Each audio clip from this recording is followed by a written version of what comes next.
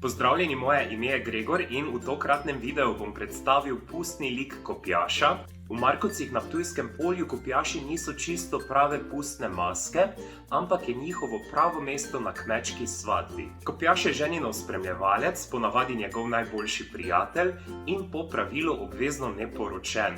Njegove tovarišice oziroma spremljevalke pa so nevestine družice. Kopiaš oziroma kopiaši so pražnje oblečeni, nosijo okrašen klobuk in črne škornje, v rokah pa držijo kopja, okrašena s pisanimi trakovi. Na poroki kopiaš v svojo vlogo vstopi takrat, ko se ženin skupaj s starešino in svati odpravi po svojo nevesto.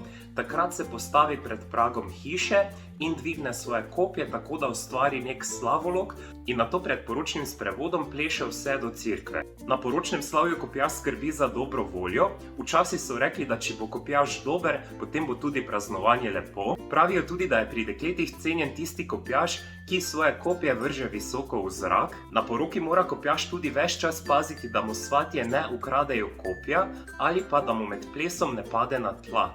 Je pa skupina kopiašev tudi nastopila na prvem ptujskem kurentovanju leta 1960 in so od takrat naprej nepogrešljivi del našega kurentovanja. Če vam je bil tale video všeč, mu lahko daste tudi thumbs up in se naročite na moj kanal za še več vsebine. Najdete me tudi na TikToku pod Gregor_Valentine, sledite pa me lahko tudi na Instagramu pod GregorV. Lepo se imejte, pa nasvidenje do naslednjič!